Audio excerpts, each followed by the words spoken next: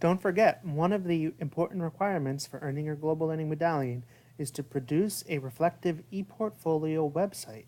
This is an equal requirement along with all of our other sections, and you will not be able to earn your medallion if an ePortfolio website is not provided to us in your final semester at FIU. All of the instructions you need to complete your ePortfolio are in the Get Started link for the ePortfolio.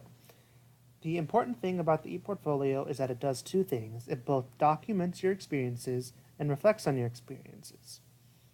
Documenting your experiences is what it sounds like, where you have photos of experiences, examples of your work from global learning classes, and where you use descriptive language to talk about what types of events you might have been to, where you might have gone on study abroad, etc.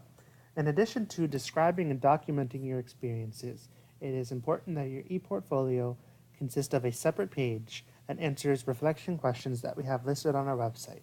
The separate reflection, which is to be labeled reflection, addresses questions about how you grew in terms of global perspective, awareness, and engagement, how you plan to use these after graduation, and specific skills that you may have gained as a result of your leadership experiences in the Global Learning Medallion.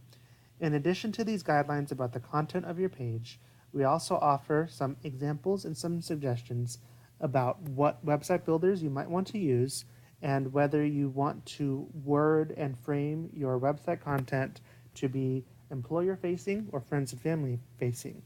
In a lot of these situations, the options are up to you to decide, but as you can see here, different students have laid out their websites in different ways that meet their preferences in terms of both content and design.